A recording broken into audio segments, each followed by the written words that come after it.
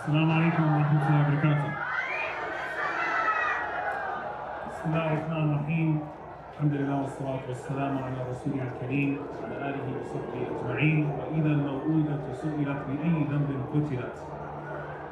When the young child who was buried alive will be asked, for what crime were you killed? On August 16th of this year, 2023, I got a news alert that my name had been mentioned in an article. And this time, it wasn't Ted Cruz calling me an anti-Semite. This time, it was another Omar Suleiman, a 16-year-old who shares my name, who was murdered in the West Bank, where, by the way, there is no Hamas. And he was shot in the chest in cold blood while he was riding his dirt bike around the West Bank, where his family has lived for generations. His name was Omar Suleiman, the same name that my parents gave me. Last year, the 7-year-old boy, Suleiman, in the West Bank, once again, occupied territory, while he was walking home from school with his book sack, which had an animated car on it, and suddenly found himself being chased down by IDF soldiers who claimed that he had thrown stones at them. And with their full force, they followed him home to his house. And he went and hid in the corner of his room. And as they banged on the door and started to bang on his window, a 7-year-old boy with no medical history died of a heart attack. Cardiac arrest. A 7-year-old Palestinian boy terrorized by the Israeli government. Suleiman. A few weeks ago, we buried a 6-year-old boy, Wadir al-Fayoum, a young Palestinian American who was stabbed to death, not in the West Bank, not in Gaza, in Chicago, by a 71-year-old landlord who was directly incited by the hate speech of the President of the United States of America, whose dehumanizing rhetoric and whose repeated debunked lies about seeing decapitated Israeli babies caused the man to go and decapitate a Palestinian boy. When Wadir was killed, I want to share with you something that happened with me. A so-called ally, and I emphasize so-called, reached out to me to express condolences for the death of Wadir.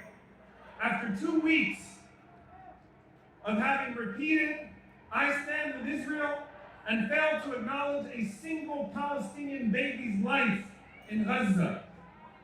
And I responded to that person. And I said to him, what's the difference between Wadir and the thousands of Palestinian babies that are being decapitated by your bombs in Gaza? What's the difference between Wadir and Rayan? What's the difference between a Palestinian child here and a Palestinian child there? You want to know how human a Palestinian child is? Look around you and see all the Palestinian children that grew up in this country because their parents were displaced. And I responded to him, and I told him this, and I want you to remember this the next time someone uses this doublespeak of caring about Islamophobia and anti-Arab bigotry in this country, but using the same tactics and framings to justify the killing of our brothers and sisters there.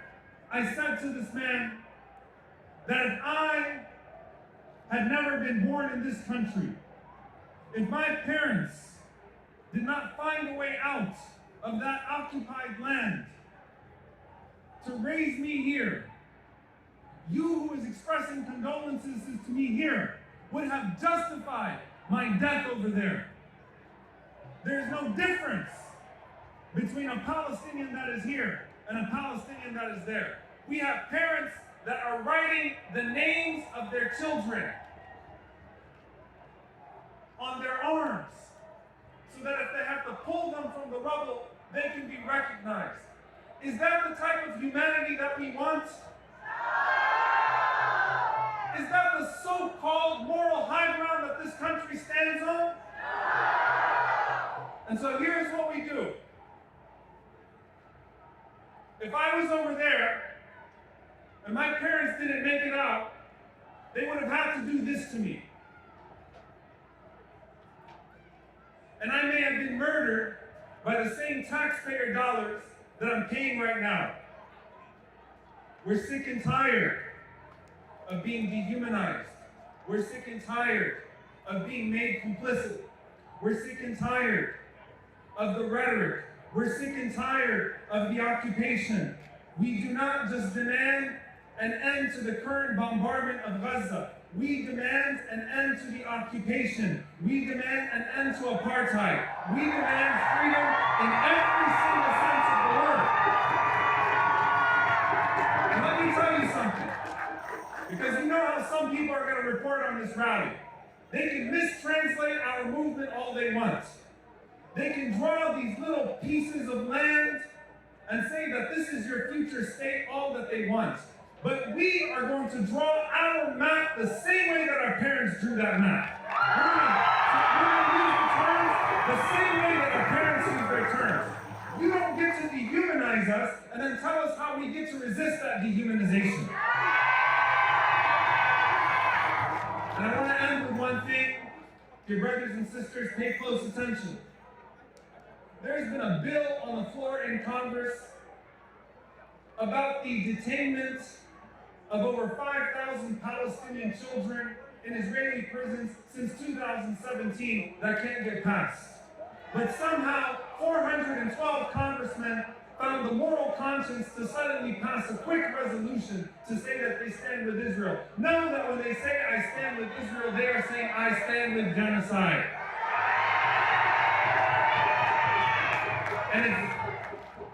And if Joe Biden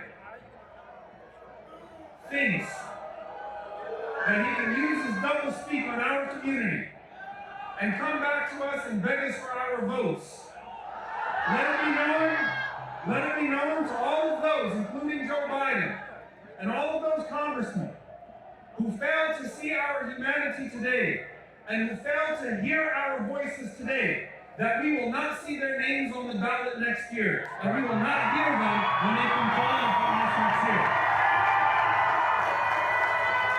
And that we will not allow for them to tell us anymore that the only refuge we have from right-wing racists are two-faced liberals.